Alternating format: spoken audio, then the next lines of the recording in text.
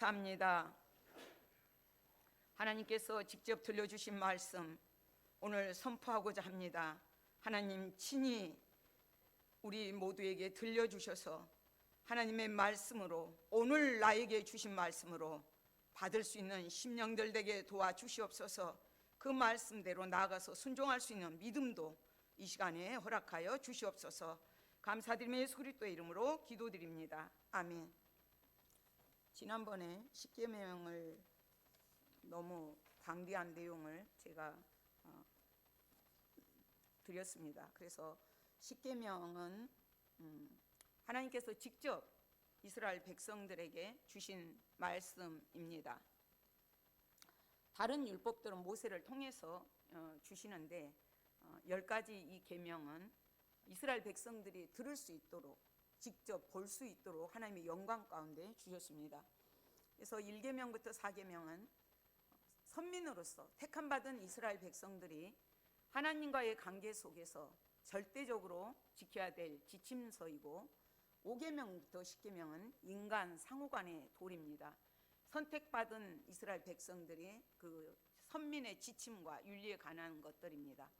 그래서 제1계명은 너는 나 외에 다른 신들을 내게 두지 말라, 오직 하나님만을 섬길 것을, 유일하신 한 분, 참신이신 그분, 우리의 예배의 대상은 모든 것들은 피조물이기 때문에 우리를 만드신 창조주 하나님, 그분께만 예배를 드려야 됩니다. 그분은 이곳에서는 구속주 하나님으로 애굽에서 구원하신 그 하나님입니다. 그 하나님께서 이스라엘 백성들이 준비도 안 돼 있는데 애굽에서 그들을 끌어내셨습니다. 끌어내시고 시내산까지 만 2달 3개월째 되는 때에 십계명을 주십니다. 그리고 두 번째 계명은 제2계명은 너를 위하여 새긴 우상을 만들지 말라고 말씀하셨습니다. 그분에게만 오직 경배드리고 그분만이 예배 받으셔야 되고 그분만이 경외의 대상이 되어야지 그 어떤 것도 하나님 앞에서 만들지 말 것을 말씀하십니다. 예수님께서도 우리 아버지라고 말씀하셨죠. 그분께만 영광 돌려야 됩니다. 그리고 형식주의를 금하셨어요. 너희는 이방인들처럼 중언부언하지 말아라. 하나님은 유일하신 그분께만 예배 드릴 것을 말씀하셨습니다. 제3계명과 4계명은 예배의 방법들이죠. 그래서 3계명은 너는 내 하나님 여호와의 이름을 망령되게 부르지 말라였죠. 하나님의 이름을 함부로 거짓되게 진실 없이 부르지 말아라. 하나님의 이름이 거룩히 여김을 받으시옵소서. 예수님은 그렇게 말씀하셨습니다. 오직 주님만을 높여드리고 주님께만 영광 돌릴 것을 말씀하십니다. 제4계명은 4계명 중에 유일하게 하라는 계명이었죠. 안식일을 거룩하게 지키라는 거죠. 적극적으로 하라는 말씀입니다. 그래서 안식일이 입법화된 것은 바로 이 시내산에서입니다. 그래서 안식일을 거룩하니 지켜라. 예수님은 안식일의 주인이 나다. 부활하신 주님이 안식일의 주인이기 때문에 우리가 주님 부활하신 날을 안식일로 지키고 있습니다. 제5계명부터는 공동체의 가장 작은 근본적인 단위가 가정입니다. 그래서 내 부모를 공경하라. 눈에 보이는 부모를 공경하지 않고 보이지 않는 하나님을 섬기실 수 없기 때문에 공경하라는 거죠. 그러나 그것도 주 안에서 공경하라는 것입니다.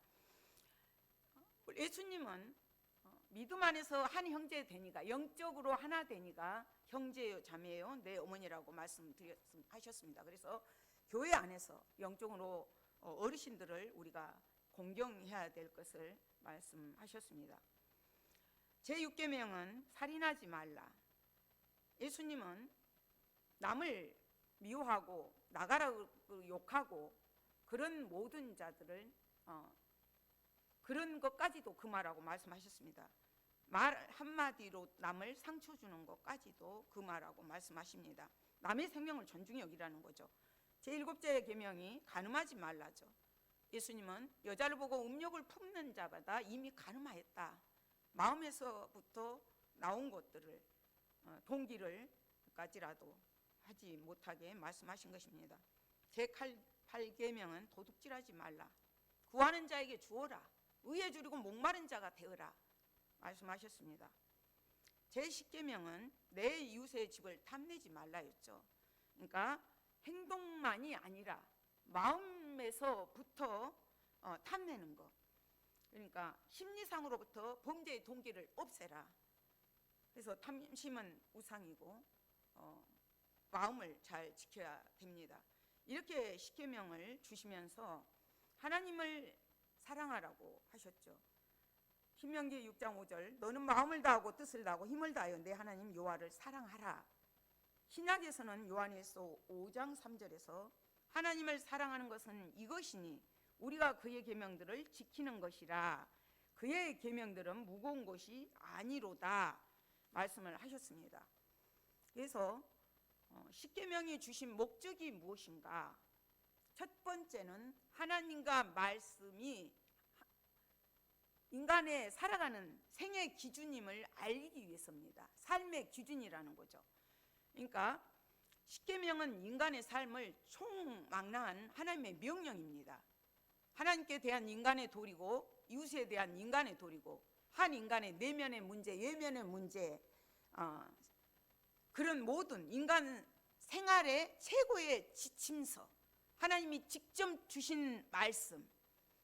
그래서 유일하신 하나님, 참신인 그 하나님, 그분만을 절대적으로 믿고 절대적 신앙, 절대 순종, 절대 사랑을 요구하고 있습니다. 두 번째는 하나님의 백성다운 삶을 살아가게 하기 위해서 주어졌습니다. 하나님이 은혜로 주신 가나안 땅을 들어가죠. 그곳에서 기쁨을 누리고 젖과 꿀이 흐르는 땅에서 그 풍성한 과일들을 먹게 됩니다. 그러나 신약에서 우리는 이미 예수님으로 인하여 시작된 하나님의 나라, 믿는 자들 속에 이미 영적 가나안이 이루어졌습니다. 그런 자들이 하나님을 높여드리고 하나님께 영광 돌리기 위해서 주셨습니다. 그러니까 하나님을 미워하는 자는 어느 길로 가는가 알 수 있잖아요. 하나님을 사랑하는 자, 말씀대로 준행하고 따라가는 자, 생명의 길.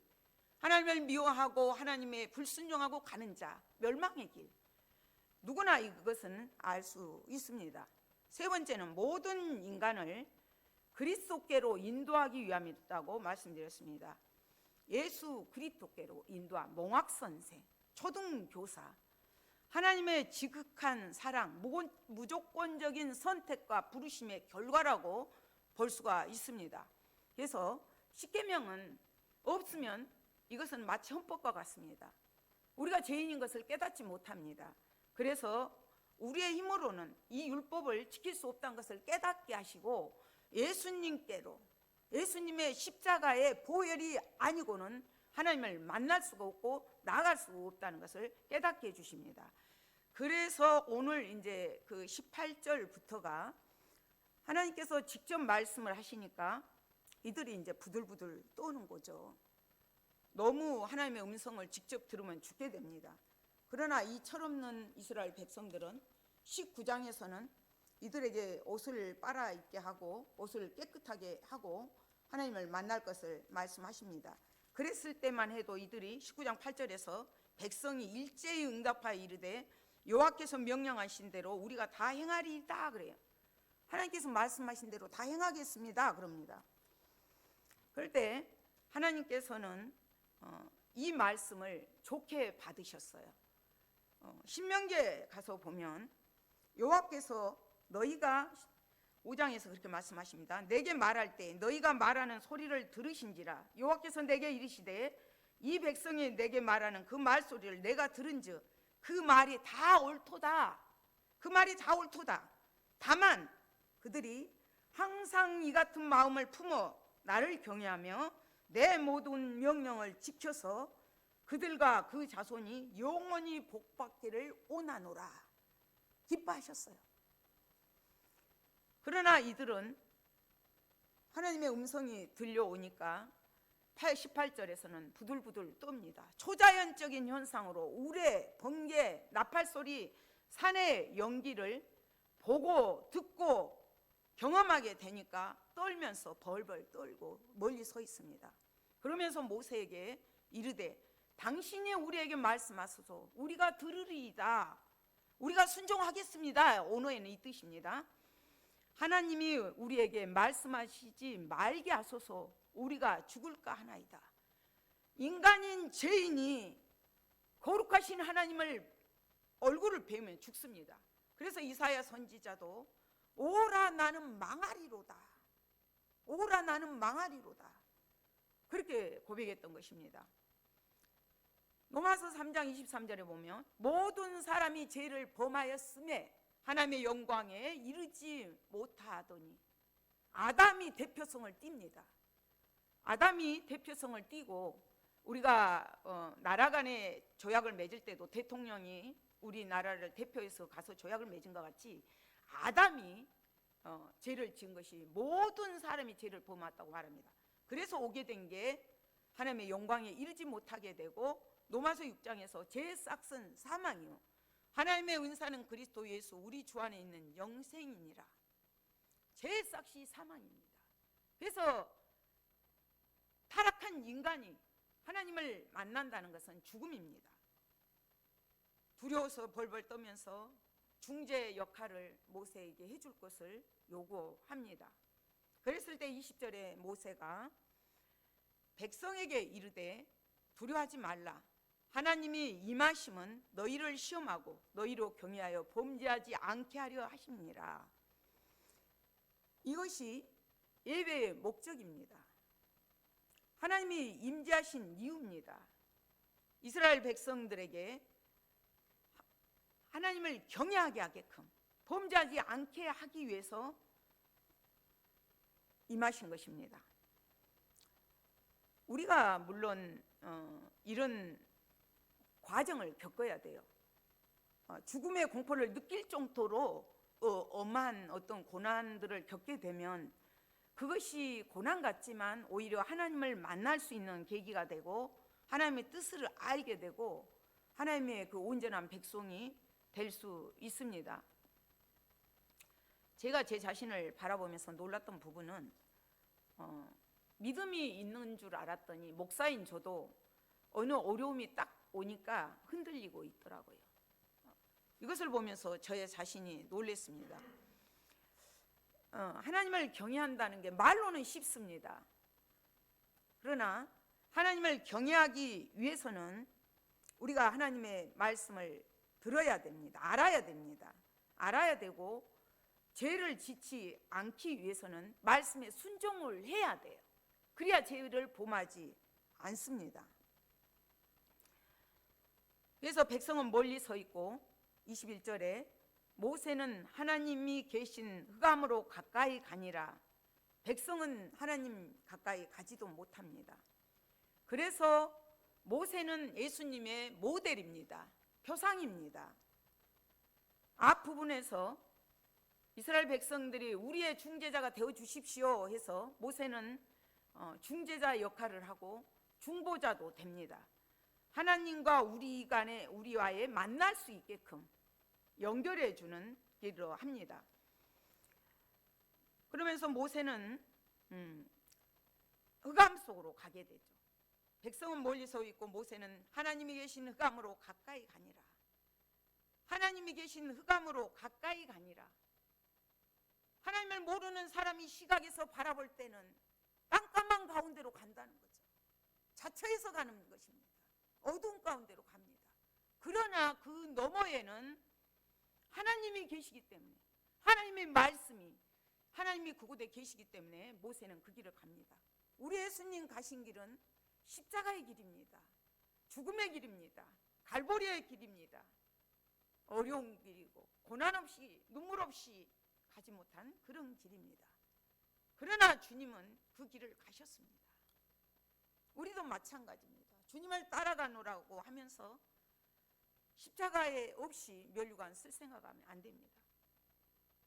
주님이 가셨기 때문에 그 길을 가야 되고 따라가야 합니다. 그래서 18절부터 21절까지는 십계명과 그 다음에 이제 있는 부분들은 언약서의 다리의 역할을 해줍니다. 이어주는 역할을 합니다. 그러니까 십계명이 헌법이라면 그 다음부터 나오는 계명과 규례들은 민법, 형사법 이렇게 생각하면 됩니다. 그래서 쭉 풀어주는 내용들이 나오는데 22절에서 26절까지가 모세가 이제 십계명을 확장시켜서 구체적으로 가르치고 설명하는 언약서의 서론이라고 보면 됩니다. 그 서론에서 하나님께서 먼저 유일하신 하나님, 참신이신 그 하나님을 어떻게 섬겨야 될 것인가 다시 한번 언급한 내용이 나옵니다. 22절에서 여호와께서 모세에게 이르시되 너는 이스라엘 자손에게 이같이 이르라. 내가 하늘로부터 너에게 말하는 것을 너희 스스로 보았으니 보고 듣고 하나님의 임재를 경험했죠. 23절에서 그래서 너희는 나를 비교서 은으로나 금으로나 너희를 위하여 신상을 만들지 말고 나와 더불어서 은이나 금은 대표성을 띱니다. 모든 신상에 대한 금지 명령을 하시는 거예요. 인간은 눈으로 확인할 수 없는 하나님의 실제를 현상화하고 싶어 합니다. 이스라엘 백성들이 그 짓을 하잖아요. 모세가 십계명을 받으러 시내산에 올라갔는데 그 받고 내려오기도 전에 이미 금송아지를 만듭니다. 이것이 인간의 본연의 욕구입니다. 그래서 우상을 철저히 금지할 것을 다시 한번 언급하신 내용입니다. 예배의 대상이 되시는 그분은 나에는 다른 신을 섬기지 말라. 우상을 만들어 섬기지도 말고 절하지도 말고 내 앞에 두지도 말라 명령하신 것입니다. 우리 믿는 자들은 예배가 가장 중요합니다. 소중합니다. 그리스도인이라면 마땅히 하나님을 예배하고 하나님을 만나고 가야 돼요. 영적 교제가 이루어져야 됩니다.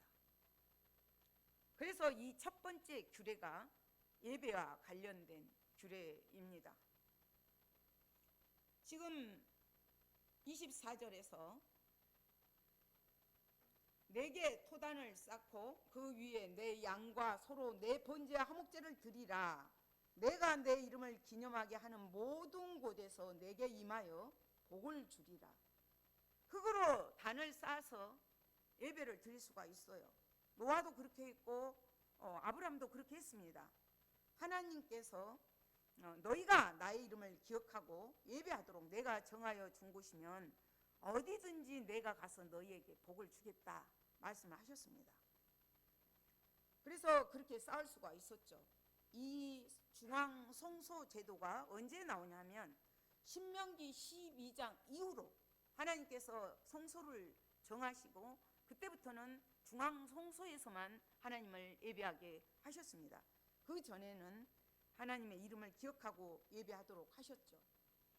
그래서 제단을 토단으로 쌓은 것이 족하지만 경우에 따라서는 야곱이 돌단을 쌓은 것처럼 돌로 쌓아서도 예배 드릴 수가 있습니다. 제단을 만들 수가 있습니다.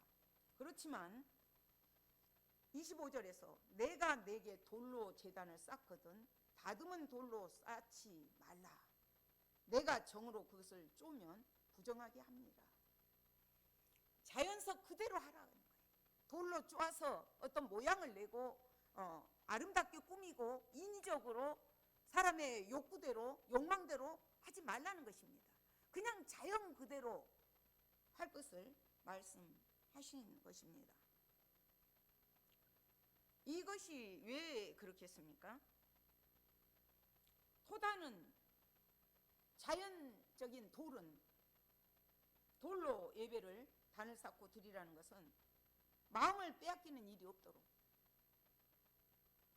경배의 대상이 되지 않도록 예배의 경배의 대상 마음에서 빼앗겨버리고 몸뚱아리만 아 있는 형식적인 종교적인 그런 예배 되지 않게 하라는 거예요. 그래서 토단 그대로, 흙으로, 자연석 그대로 단을 싸서 예배할 것을 말씀하십니다. 이방 종교들이 예배의 목적을 하나님께서 이렇게 밝혀주셨죠. 하나님만을 경외하고 높이고 하나님께 영광 돌리고 하나님 그분만을 찬양하고 기도하고 예배로 경배를 드려야 되는데 마음 뺏기지 말아라. 허튼 데에 마음 쏟지 말아라. 그럽니다. 오늘날 우리는 어떤 예배를 드리고 있습니까? 분명히 하나님은 받으시는 예배가 있고 받지 않으신 예배가 있습니다. 가인의 예배는 받지 않으셨고 아벨의 예배는 받으셨습니다. 제가 수요일날 신방을 가서 깜짝 놀랐던 이유가 권사님 댁에 신방을 갔는데 가정 교회처럼 돼 있어요. 봉헌함 있고 그래서 얘기를 들어봤더니 헌금을 그냥 와서 드리면은 너무 성의가 없다고 그 권사님이 헌금함에다가 보관을 해 두었다가 우리 목장 예배 드릴 때 헌금 주머니 같은 곳에다 넣어가지고 오셔서 헌금을 하신답니다. 그 권사님이 심령이 읽어지더라고요. 그런 헌금 하나 물질 하나 드리는 것도 어떻게 하나님을 경외하는 그 마음이 그 속에 묻어 있더라고요. 그래서 저는 신방 갔다 올 때마다 부끄러움을 느낍니다. 목사인 제가 거룩하신 그 하나님 앞에 어떻게 예배드리고 있는가. 그것 때문에 저는 신방 한번 갔다 오면 늘 웁니다. 주님의 보혈 때문에 우리가 물론 의지하고 나가지만 예배의 목적을 우리가 상실해서는 안 됩니다. 본질을 목적해서는 안 됩니다. 그래서 이런 식으로 예배 드리지 마라. 종교의 굴레에서 벗어날 것을 말씀하시는 것입니다. 자기들의 만족을 추구하고 우상 숭배 의식은 그거잖아요. 결과적으로는 사람을 묶어버려요. 사람의 자유를 묶어버린 게 우상 숭배입니다. 예수님은 진리가 너희를 자유케 하리라고 말씀하셨어요. 그러나 우상 숭배는 꼼짝달싹 못하게 묶어버립니다. 그 신은 빨랫줄 하나도 못 넘어잖아요. 제사 때도 그 빨랫줄 못 넘어올까봐 빨랫줄 걷어라, 문 열어라, 그런 신을 숭배하고 있는 것이 우상입니다. 오늘날 우상은 무엇입니까? 저는 제 자신을 들여다보니까 저는 물질이더라고요. 저는 목사 되기로 다짐하면서 다 버린 줄 알았어요. 아니더라고요. 참 회개를 많이 했습니다. 물질 하나도 못 버리고서 주님을 따라가겠다고, 주님의 제자의 삶을 살겠다고, 너무 어이가 없더라고요. 아무것도 아니잖아요. 영원히 사는 그 생명을 주셨잖아요, 그분이.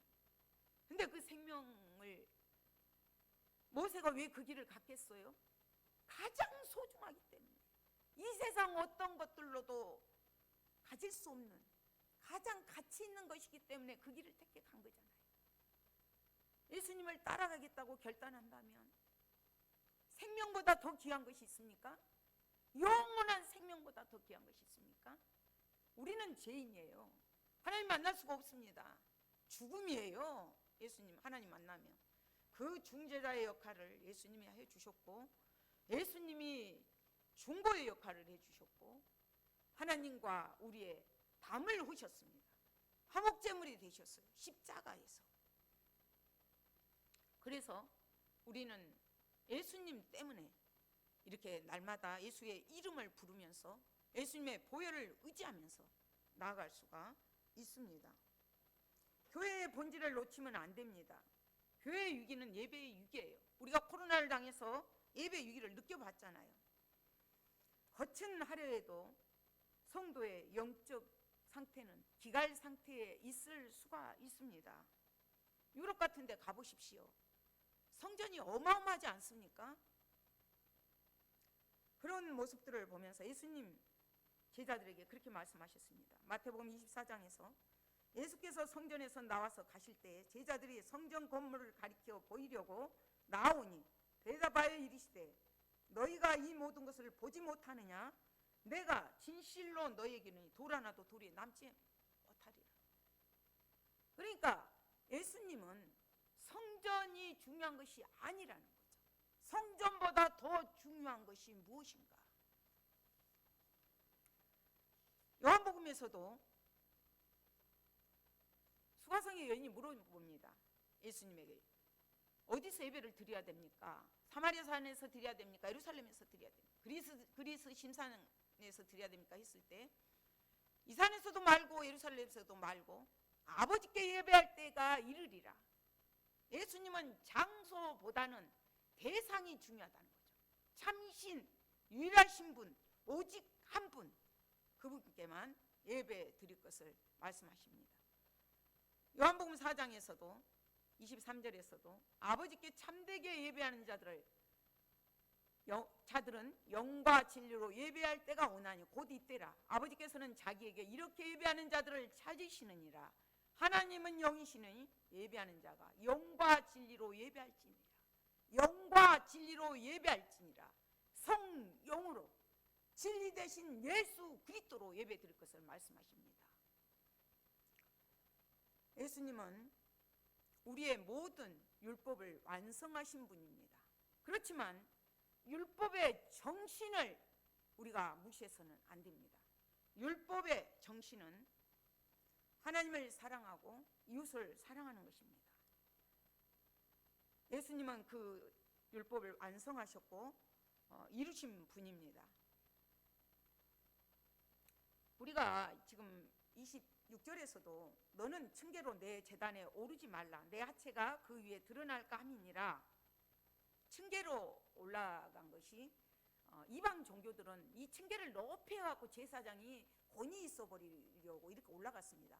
그러지 말라는 거예요. 이건 이방 종교들이 하는 것이고 제사장들의 속옷까지 하게 된 것이 출애굽기 28장에 제사장 옷도 철저하게 하나님께서 명령을 하십니다. 그대로 할 것을 말씀하신 거죠. 그래서 저는 중등부 교사를 할 때 그 목사님이 이렇게 말씀하셨어요. 성가대 지휘자가 막 모션을 크게 하면서 하잖아요. 교회 쉬워하는 데 아니다. 그렇게 하면 안 된다.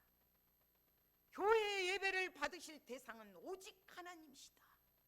모션 좀 적게 하면 어떠냐. 찬양 속에 담겨져 있는 경배를 받으실 그 분을 바라보면서 하나님을 경외하면서 온전히 드려야지, 내가 주인공이 되어서 내 모든 시선이 나에게 집중하게 시리, 그렇게 하지 말아라. 저는 이 말씀을 읽으면서 그때 목사님이 저희들에게 충고했던 그 말씀이 기억이 나더라고요. 경배하는 마음이 퇴색되면 안 됩니다. 오직 신령과 진정으로 예배를 드려야 됩니다.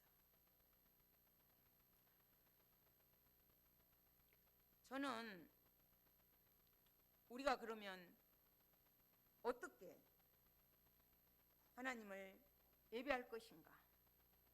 말씀을 통해서 하나님 사랑, 이웃 사랑, 하나님을 예배하는 것이, 하나님을 온전히 경배하고 섬기는 것이 하나님이 기뻐하시는 것이고 하나님을 사랑하는 것이고, 이웃을 사랑하는 것은 가장 궁극적인 것은 무엇일까요? 배고플 때 빵 주고 힘들 때 끌어안아 준 거 중요합니다. 그러나 가장 궁극적인 목적은 하나님의 사랑을 전하는 것입니다. 복음입니다. 하나님 앞에 돌아오게 하는 것입니다. 그것이 하나님의 명령이기 때문입니다. 시대마다 예배의 형태는 변할 수 있습니다. 그렇지만 하나님을 경외하는 뜨거운 마음으로 채워져 있을 때, 나를 구원하신 그 사랑으로, 그 은혜로 채워져 있을 때 하나님을 경외하게 되고 이웃들에게 복음을 전할 수가 있습니다. 그래서 우리는 그 사명을 감당할 수가 있습니다. 조금 전에 우리가 불렀던 찬송가 312장 뒷부분이 저는 너무나 마음에 와닿습니다. 우리가 예배하는 마음으로, 경외하는 마음으로 살아갈 때 삶 속에서나 예배 속에서나 이렇게 살아야 되지 않을까. 주 크신 사랑 믿는 자, 그 반석 위에 서리라. 주님의 그 크신 사랑 믿는 자, 아는 자, 깨달은 자, 그 반석 위에 요동치지 않고 서리라.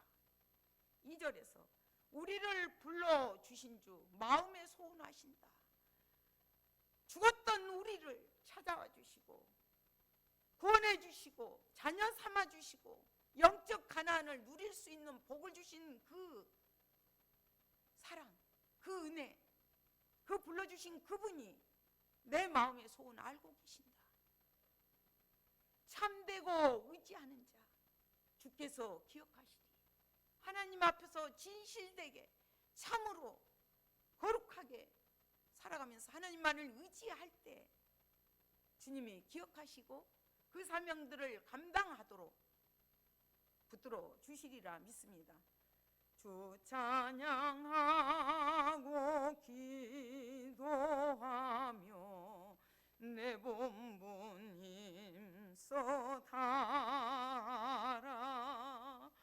주 약속하신 모든 은혜 내게서 이루어지리라. 참되고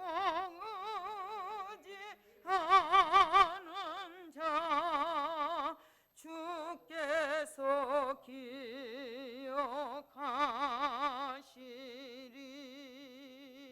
아멘. 하나님 감사합니다. 하나님을 어떻게 예배하며 어떻게 경배해야 될 것을 우리가 귀로 듣고 하나님 지식적으로는 알고 있지만 삶 속에서 하나님의 율법을 완성하신 주님을 바라보지 못하고 세상을 바라보며 무리에 빠진 적이 많이 있습니다. 우리의 삶의 지침자가 되는 하나님의 말씀을 부여잡고 그 말씀대로 순종하기를 하나님 날마다 결단하면서 진정과 신령으로 영과 진리로 예배를 드려야 되는데 우리의 마음들은 하나님 다른 곳에 빼앗기고 있음을 고백합니다. 우리 마음 가운데 자리 잡은 하나님보다 더 사랑하는 것들은 우상인데 하나님 그것들이 무엇입니까? 성령으로 제거하여 주셔서 오직 하나님만을 높여드리며 경배할 수 있는 저희들 되게 도와주시옵소서. 감사드리며 예수 그리스도의 이름으로 기도드립니다. 아멘.